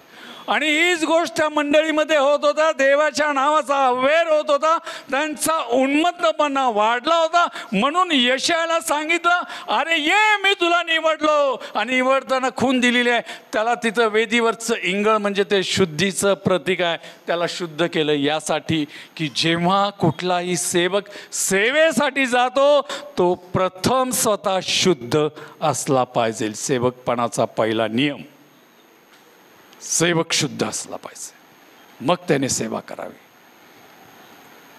आणि मग हा जो सर्व प्रकारे शुद्ध झालेला आहे तर त्या शुद्धतेचं दर्शक जेव्हा त्या सेवेसाठी त्याला बोलवलं आहे, तो म्हणतो हा मी जातो, तेव्हा तो त्याला पहिल्यांदा शुद्ध करतो, पवित्र करतो, त्याला तयार करतो. कारण इंगळ लावलं म्हणजे काय केलेलं त्याने हात, तिथं म्हटलेलं आहे संत पावलाने की पवित्र जणांचे हात तुमच्या डोक्यावर असावेत, है ना. ती निवड, त्याचं जे प्रोसिजर आहे, प्रक्रिया त्याच्यामध्ये. मग तो हात त्याच्यावर गेलेला आहे आणि मग त्याला कामगिरी सांगितली. ती कामगिरी काय आहे तर जा आणि इस्रायलाला त्या प्रभूविषयी सर्व प्रकारे, जो पवित्र प्रभू आहे त्याच्याविषयी तू सांग. आणि मग तिसरा जो शास्त्रभाग आम्ही वाचला, इफिसकाराचं पत्र, त्याच्यामध्ये आम्ही पाहिलं की संत पावलानं जे काय मंडळीसाठी प्रार्थना केलेली आहे त्या मंडळीच्या प्रार्थनेविषयी तिथं उल्लेख आहे. आणि ती जी प्रार्थना आहे त्याच्यामध्ये 3 महत्त्वाच्या गोष्टी त्यानं तिथं सांगितलेल्या आहे. ख्रिस्ताचा पिता तोच आमचा पिता. बघा, प्रार्थना करताना काय केलं पाहिजे? जेव्हा तुम्ही ख्रिस्ताचा पिता म्हणून किंवा पिता परमेश्वर हे नाव घेता तेव्हा तुमच्या मनामध्ये हा विश्वास, हा भाव, ही सर्व प्रकारची जवळीकता, सहवासाचा अनुभव असला पाहिजे की तो माझाही बाप आहे. जसं एखादा लेकरू सर्वस्व टाकून आपल्या पित्याच्या त्या कवेत शांत पडतो, तसं त्या पित्याकडं देखील तुमचं नातं तसं असलं पाहिजे. त्या पित्यावर अवलंबून. आम्हाला पिता केव्हा आठवतो बघा, मी परवाच एक हे काय म्हणतात स्टेटसला मी वाचलं आहे, आजकालची नाती कमर्शियल झाली, हो ना. काहीतरी असं एक स्टेटस आहे. नाती कमर्शियल झाली. आमचं नातं पित्याबरोबर असंच आहे, कमर्शियल नातं आहे आमचं पित्याबरोबर. आम्ही पिता केव्हा हाक मारतो माहिती आहे का? जेव्हा आमची वाण्याची यादी येते ना, तेव्हा आम्ही पित्याला हाक मारतो आणि मग सांगतो, प्रभू मला तू हे दिलं ना, मग अमुक अमुक, मग मी हे करेल. म्हणजे त्यात तुम्ही त्याच्यावर उपकार करतात. तू हे दिलं तर, आणि मग ती यादी खूप मोठी होत जाते. मग तुम्हाला हे दिलं, तुम्हाला आरोग्य दिलं तर, तुम्हाला पैसे दिलं, तुम्हाला आरोग्य दिलं तर मी तुझी सेवा करेल. अरे आत्तापर्यंत तू काय केलं? तुला सर्व प्रकारचं आरोग्य होतं तर तू सेवा केली नाही. आजारी पडल्यानंतर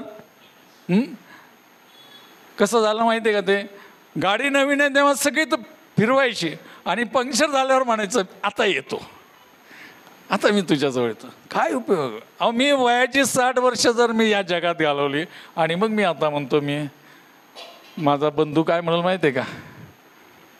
मराठी म्हण आहे, तो लगेच मला म्हणाल आत्तापर्यंत काय केलं बघा. पाळक साहेब म्हणाले जात आहे की नाही? आत्ता देवपूजेला लागलाय, आत्ता देवपूजेला लागला. इतके दिवस सांगायचं तात्पर्य हे आहे प्रियांनो, जे संत पाऊल त्या ठिकाणी प्रार्थनेचे मंडळीसाठी प्रार्थना करतो, त्याच्या अंतःकरणामध्ये प्रीती घेऊन प्रार्थना करताना ती मंडळी त्याची लेकरं आहेत, या सर्व गोष्टीची काळजी घेऊन तो प्रार्थना करतो. सेवकपणाचा हा दुसरा भाग. तुम्ही मंडळीचे पिता आहात. प्रत्येक मंडळीच्या प्रत्येक घटकाची गरज तुम्हाला माहीत असली पाहिजे. आणि मग तुम्ही तुमच्या बापाला आणि त्यांच्या बापाला जाऊन सांगायचं आहे. काय सांगायचं आहे? ते यासाठी की पहिल्यांदा तुमचं मंडळीला हे सांगा की तुमचे स्वर्गीय संबंध आहे. तुम्ही जगाच्या बापाला सर्व समजता, अरे तो मर्यादित आहे, तो मर्यादित आहे. परत जरा उत्पत्तीच्या रहस्याकडे जातो. बोर होत नाही ना? लवकर संपवतो, 20 मिनटात 10 मिनटात. सांगा, तुम्ही सांगाल तसं. उत्पत्तीच्या रहस्याकडे जातो. बघा, पातक झालं, आदामानं काय केलं आहे? पातक झाल्यानंतर नग्नता झाकण्यासाठी अंजिराची पानं वेष्टिली आहे, होय ना? त्याने उपाय शोधला की नाही? उपाय शोधला की नाही? पण तो उपाय सार्वकालिक होता का? पानं वाळून गेल्यानंतर काय झालं? मग ते का जॉनी लिव्हरच्या पिक्चरमध्ये येतो प्रकार. बघा किती रहस्य आहे. म्हणून मगाशी मी सांगितलं आहे पहिल्या 3 अध्यायामध्ये 27 रहस्य आहे प्रियांनो.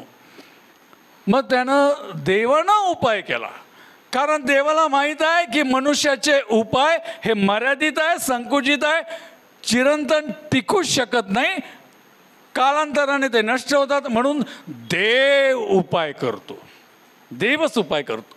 अरे बापच बाहेर काढणार, पोराला कोण बाहेर काढणार? शेवटी कोण बाहेर काढणार? आणि मग तो बाप काय करत आहे? त्या आदामाच्या गोष्टीमध्ये आम्ही पाहतो तर देवानं त्याला चर्मवस्त्र लेविले.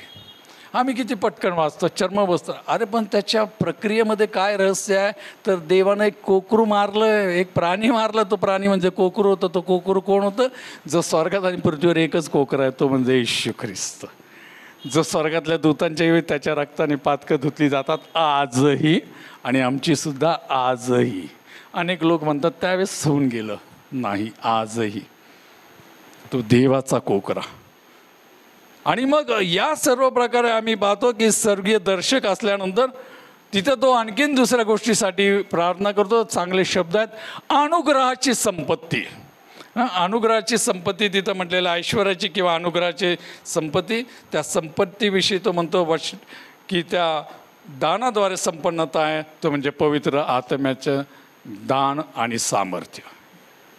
तुमची संपन्नता तुम्ही कशात मोजता? साधा प्रश्न आहे. आज तुमची संपन्नता, तुमचं वैभव म्हणून कशात मोजता तुम्ही? पैशामध्ये मोजता. पण पवित्र शास्त्र सांगतात तुमची संपन्नता, तुमचे सर्व प्रकारचं वैभव जे आहे ना, त्याच्यामध्ये पवित्र शास्त्र सांगतात पवित्र आत्म्याची दानं किती आणि पवित्र आत्म्यानं किती भरलेला आहात, किंवा त्या पवित्र आत्म्याशी तुमची कशी जवळीक आहे. आणि मग त्या दानाविषयी जर आम्ही विचार केला तर संत पौल तिथं सांगतो ती प्रत्येक गोष्टी संपन्नता तुम्ही प्रीतीसाठी वापरायची आहे, प्रीतीसाठी वापरायची आहे. म्हणून तो येशू म्हणतो कुणी उघडा दिसला त्याला वस्त्र दे, कुणी तहानाला दिसला त्याला पाण्याचा ग्लास दे. ही संपन्नता कशासाठी आहे? प्रीती करण्यासाठी. बाळक साहेबांसाठी विशेष. मंडळी जी आहे देवाचा अवयव आहे. फक्त एक थोडंसं विषांतर करून पाळक साहेबांसाठी एक उदाहरण सांगतो. पाळक साहेब, मी गेल्या 3 वर्षापूर्वी संगमनेर या ठिकाणी पाळकांचं शिबिर घ्यायला गेलो. आणि म्हणून मी पहिल्यांदाच सांगितलं की मी कुठली थिओलॉजी केली नाही, काही नाही. जे आहे ते वरून आहे, जे आलं ते मी सत्य तुमच्यापुढं सांगितलं आहे. टिकवायचं घ्यायचं हे तुम्ही ठरवायचं. तर त्या शिबिरामध्ये मी प्रत्येक पाळकाला फक्त म्हटलं पाळक साहेब तुम्ही तुमची ओळख करून द्या. प्रत्येक पाळकानं एक गोष्ट आवर्जून सांगितली, माझ्या मंडळीचं नाव माझी मंडळी. माझी मंडळी म्हटल्यावर तो पाळक तिथे संपला. मंडळी पाळकाची नाही. यस, तुमची मालमत्ता नाही आहे, तुमची प्रॉपर्टी नाही आहे. क्षमा करा. ख्रिस्ताची मंडळी ज्यानं स्वरक्तानं मोल देऊन विकत घेतली. तुम्ही काय मोल दिलंय? आणि म्हणून वेगवेगळ्या चर्चेसमध्ये आम्ही काही गोष्टी वैभवाच्या पाहतो. मी जास्त लांब जात नाही. ज्या चर्चचा मी सभासद आहे त्या चर्चविषयी सांगतो. वैभवाच्या बाबतीत सगळ्यांना आमची मंडळीतले प्रत्येक घटक येऊन सांगेल, प्रत्येक सभासद येऊन सांगेल आमच्या चर्चसारखं वैभव आशियात नाही आहे, होय ना. आणि ते वैभव रंगवायला आमचे साहेब येतात, त्यांना माहिती आहे. अरे ते वैभव तसं नाही रे. कोणत्या वैभवाविषयी तुम्ही बोललं पाहिजे? ते वैभव ज्यामध्ये तुमची त्याच्याबरोबर जवळीकता आहे आणि त्यानं त्या आत्म्यानं तुम्हाला भरलेलं वैभव तुमच्यातून इतरांना प्रगट होतं. कोणतं वैभव आहे? जरा आजकाल फार संजीवन म्हणतात त्याविषयी थोडंसं. अहो तुम्ही हात लावला तर बरं व्हायला पाहिजे. बघा, जेव्हा पवित्र आत्मा प्रेषित 2 मध्ये प्रत्येक प्रेषित सामर्थ्यानं भरला गेला, तिथं म्हटलेलं आहे पेत्राच्या सावलीत लोक बरे व्हायचे. कुठे? सावलीत. अहो त्याचा हात लावणं तर खूप लांब आहे. रक्तस्रावी स्त्री येशूला कुठं स्पर्श करते? गोंड्याला, वस्त्राला. अहो त्या तुमच्या वस्त्रात आणि तुमच्या सावलीत जो पहिला घटक आहे ना, तो असला पाहिजे. ते म्हणजे पवित्रता. ती पवित्रता असेल ना, तुम्ही पुढे चालाल, तुमच्या सावलीत अनेक लोक बरे होतील. ही ती वैभवाची आघात संपत्ती ती. आणि म्हणून तिथे तो सर्व प्रकारे म्हणतो ही जी संपत्ती आहे ती कशासाठी आहे? तर तुम्ही ते प्रीतीचं जीवन जगावं. प्रीतीचं जीवन हे परिपूर्ण जीवन आहे, ते देवाचं जीवन आहे. आणि मग आता आम्ही आमच्या शुभवर्तमान जे वाचलं त्याच्यासाठी मी फक्त 10 मिनटं वेळ घेतो आहे. मला वाटतं मी जवळजवळ 40 मिनटं बोलत आहे. योहानकृत शुभवर्तमान 16वा अध्याय. जेव्हा येशूचं निर्गमन म्हणजे येशू जेव्हा पित्याजवळ जाणार आहे त्याविषयी तो शिष्यांशी संवाद साधत आहे. आणि मग तो जे काही संवाद साधतो त्याच्यामध्ये खूप काही महत्त्वाचे शब्द आहे. आणि मग त्या निर्गमाचे 3 महत्त्वाचे घटक तो त्यांना सांगत आहे. पहिल्यांदा म्हणतो मी जातो. आणि मग मी जातो तर कुठे जातो? अरे तो जेथून आला तिथेच तो जाणार.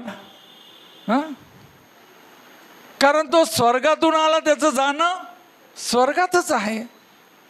आणि तो गेल्यानंतर तो जातो म्हणजे असाच फिरायला नाही चाललाय, पिकनिकला नाही चाललाय. तिथं म्हणतो मी जातो यासाठी की तुमच्यासाठी जागा तयार करतो. आणि मग मी जातो यासाठी की मी जिथून आलो त्या पित्याकडे जातो. आणि मग मी जातो हे हिताचं आहे. पुढं म्हणतो माझं जाणं हे हिताचं आहे. कारण ते हित काय आहे तर तुमचं हित हे आहे, तो गेल्यामुळे जागा तयार झाल्यामुळे तो येईल आणि तुम्हाला तिथे नेईल, कारण तुम्ही त्याचे आहात. बघा, जेव्हा येशू जात होता शिष्यांना दुःख वाटत होतं, अरे आमच्या सहवासातून हा कुठं चाललाय. बरं, जो काही ज्याला आम्ही सध्या मॅनेजमेंट सायन्सचं जास्त पेव आहे, मॅनेजमेंटचे आमचे जे काही तरुण आहेत ते व्यवस्थापन, मॅनेजमेंट, IT पार्कवाले तर भरपूर या विषयावर बोलतात. त्यांचा जो टाईम स्पॅन होता ना, तो फक्त 3.5 वर्षाचा येशूबरोबरचा सहवास होता. किती? 3.5 वर्ष. आणि हिच्या तो कोणती जागा तयार करत आहे? स्वर्गामध्ये अखंड, जोपर्यंत जीवात जीव, म्हणजे तुम्हाला मरणच नाही हो, अशा ठिकाणी तुमची जागा आहे. कारण तिथं मृत्यू नाही, दुःख नाही, कुठल्या प्रकारचे क्लेश आणि कष्ट नाहीत, आजार नाही, काय नाही, BP नाही, शुगर नाही, काय नाही, खाण्यावर बंदी नाही, काय नाही, सगळं खा, यथेच्छ खा. कारण ते प्रत्येक गोष्ट पवित्र आहे. आणि खाण्याची गरज नाही, कारण तो आहे, तो तिथे सर्वस्व आहे, असं आम्ही प्रगटी 20:21 ते वर्णन वाचतो. आणि मग आम्हाला पाहायला मिळतं की हा जो जातो ते हिताचा आहे. आणि मग तो आणखीन एक रहस्य तिथे सांगतो, तिसरं महत्त्वाचं, मी गेलो तर, नाही गेलो तर इथंच. तुम्ही म्हणाल मी इथंच राहा, तर मी इथंच राहतो. इथं राहिलो तर काय नुकसान आहे तो सांगतो, मी गेलो तरच पवित्र आत्मा येईल. मी गेलो तरच पवित्र आत्मा येईल. आणि म्हणून या पवित्र आत्म्याविषयी जरी प्रारूप स्वरूपामध्ये इथे योहान 16 तो सांगत असला, तरी तो गेल्यानंतर प्रेषित 2 पवित्र आत्म्याच्या सामर्थ्याचा वर्षाव झालेला आम्हाला पाहायला मिळतो. आणि मग तो पवित्र आत्म्याविषयी अनेक गोष्टी तिथं म्हणत आहे. आणि तो आधीच्या वचनात म्हणतो, मला खूप काही सांगायचं आहे, पण ते तुमच्याच्याने पचवणार नाही, म्हणून मी काही गोष्टी सांगत नाही. नंतर तो येईल, तो सत्याचा आत्मा येईल आणि तुम्हाला सर्व काही शिकवेल, त्या सत्यामध्ये राखेल आणि मग तुम्हाला तो आठवण करून देईल. आणि मग या सर्व पवित्र आत्म्याच्या युगाची सुरुवात आम्ही पाहतो. कारण आम्ही पाहिलं जर जुन्या करारामध्ये त्या पवित्र आत्म्याविषयी, तर ठराविक त्याचं जे काही योजना किंवा जे काही कालावधी असायचा किंवा कार्य, त्या विशिष्ट कार्यासाठीच तो यायचा आणि परत जायचा. पण आता जो आलेला पवित्र आत्मा सदैव तुमचा संगती आहे, तुमच्याबरोबर आहे, तुमचा कैवारी, तुमचा सोबती आहे. आणि मग हा जो आहे तो त्याच्याविषयी सांगितलेला आहे. तो जो पवित्र आत्मा होईल त्याच्यासाठी एक खूप सुंदर शब्द त्याने तिथं दिला आहे, तो खात्री करून देईल. ग्रीकमध्ये त्याला इलोनची म्हणतात. इलोनची खूप सुंदर शब्द आहे आणि खूप अर्थपूर्ण शब्द. इलोनची, इलोनचीचे 3 महत्त्वाचे अर्थ असा आहे, उघड आणि प्रगट करणे. पहिला अर्थ काय? उघड आणि प्रगट करणे. दुसरा अर्थ आहे पटवून सांगणे. तिसरा अर्थ आहे समजावणे. उघड करणे किंवा प्रगट करणे, कारण तो प्रगट करतो, उघड करतो, कारण तो सर्वज्ञ आहे, त्याला सर्व काही माहीत आहे. मग दुसरी जी गोष्ट आहे, तो पटवून सांगतो, म्हणजे तो मार्गदर्शक असल्यामुळे तो तुम्हाला मार्गदर्शन करतो, तो काउन्सिलिंग करतो. आणि तिसरी गोष्ट, तो समजावतो, म्हणजे तो तुमचा कैवार घेतो. या 3 गोष्टीमध्ये जर आम्ही पाहिलं तर पहिली जी महत्त्वाची गोष्ट आहे की तो सर्वज्ञ प्रगट करतो, उघड करतो. आता जर तुम्ही या 3 अर्थाची जर एखादी गोष्ट तुम्हाला पाहायची असेल तपासून, तर मी सांगतो म्हणून विश्वास ठेवू नका. लूक ऋषिवर्तमान उधाळ्या पुत्र लूक 15 बघा, तिथे काय आहे, तो जो उधाळ्या पुत्र आहे ते सगळं त्या टर्फलं वगैरे डुकरांचे सर्व खाद्य खात बसलेला आहे. आणि जेव्हा तो एकांती विचार करतो, तेव्हा पवित्र आत्म्यानं त्याचा ताबा घेतला आहे. बघा, तो विचार करताना तिथं काय म्हटलेलं आहे, तिथं काय आहे, काय प्रगट केलं पवित्र आत्म्यानं त्याला? अरे तुझ्या बापाच्या घरी तिथं शब्द आहेत, आशीर्वादाची रेलचेल आहे. काय आहे? रेलचेल आहे. म्हणजे मोजताच येत नाही हो, इतकं भरपूर आहे. रेलचेल आहे. कशाची? आशीर्वादाची. कोणताही आशीर्वाद घ्या त्याच्याकडं होता, त्याच्या बापाकडं होता. मग दुसरी गोष्ट आम्ही त्याचा अर्थ जो पाहिला की मार्गदर्शन, त्याच्यामध्ये तो हे मार्गदर्शन करत आहे की सहवासातील फरक. अरे तू त्याच्यापासून तुटला तर तू कुठे येऊन पडलास? खरकाट्यात उकिरड्यावर येऊन पडलायस. आणि म्हणून काही पवित्र शास्त्रातले शब्द त्या सैतानाला म्हटलं, तू कुठे पडला किंवा कुठं तुला लोळवण्यात आले याच्यावर तू शुद्धीवर ये. आणि मग तिसऱ्या गोष्टीविषयी तो म्हणतो कैवाराच्या बाबतीमध्ये, त्या उधळ्या पुत्रात जर आम्ही उदाहरण लक्षात घेतलं तर तिथं म्हटलेलं आहे, आता त्याला निवडीची निकड कळाली. आता मी काय निवडलं पाहिजे, माझ्यासाठी कोण कैवार घेईल, काय निवडलं पाहिजे. आणि मग तिथं म्हटलेलं आहे की त्याला समजले. काय समजले? की बापाच्या घराशिवाय किंवा बापाशिवाय कुठे दुसरीकडे संपन्नता नाहीये, बापासारखी प्रीती कोणाकडं नाहीये. आणि म्हणून त्या तिसऱ्या गोष्टीमध्ये त्याला कळालं, किंवा आत्ताच्या आपल्या सर्व जे काही शास्त्र भाग वाचले किंवा जो संडे त्याच्याविषयी, त्रैक्याविशिवाय सर्व शून्य आहे. हाच आजच्या सर्व तुमच्या उपदेशाचा सार आहे. त्रैक्याशिवाय सर्व शून्य आहे. आणि म्हणून त्या बापाकडं परत जायचं आहे. आणि म्हणून ते जे मार्गदर्शन करताना तिथं तो म्हणेल, खात्री करून देईल. तिथं 3 गोष्टी सांगितलेल्या आहेत. आणि मग त्याचं उलगडाही त्या ठिकाणी केलेला आहे, पापाविषयी, मग नीतिमत्वाविषयी आणि न्यायाविषयी. आणि मग आम्हाला पाहायला मिळतं तिथं येशूनं सांगितलंच आहे त्या 3 गोष्टीचं स्पष्टीकरण. परंतु पवित्र आत्म्याचं जेव्हा सर्व प्रकारे सामर्थ्य आलं तेव्हा आम्हाला पाहायला मिळतं की त्यानं काय काय उघड केलं आणि प्रगट केलं. तर आम्ही पाहतो 2:23 त्याने सांगितलेलं, तुमच्या हातून कोणतं मोठं पाप झालं आहे तर तुम्ही नीतिमान पुरुषाला अनितिमान ठरवून वधस्तंभावर दिलं. हे सर्वात मोठं पाप केलं आहे. म्हणजे येशूचा अवेर हा सर्वात मोठं पातक आहे. पवित्र आत्म्याचा अवेर हे सर्वात मोठं पातक आहे. मग आम्ही दुसरी गोष्ट तिथं म्हटलेलं आहे, नीतिमान त्याला ठरवणार. म्हणजे तो मरणातून उठला आणि ते नीतिमत्व गणण्यात आलं. रोम म्हणतो की ते रोमकराच्या पत्रामध्ये पाऊल म्हणतो की तुम्हाला देखील तसंच तो नीतिमान ठरवणार आहे. आणि 2:32 म्हटलेला आहे, तो नीतिमान अशासाठी ठरवला गेला की जो मेला पुरला गेला त्याला त्यानं परत जिवंत केलं. खूप गहन अर्थ आहे. मी अनेकदा सांगतो, गुड फ्रायडे तुमचा 7 शब्दानंतर गुड फ्रायडे संपतो. म्हणजे संदेश, संदेश. कुठलाही सेवक घ्या, 7वा शब्द झाला की गुड फ्रायडेची समाप्ती. आणि मग गुड फ्रायडे ते ईस्टर संडे येशू कुठे आहे?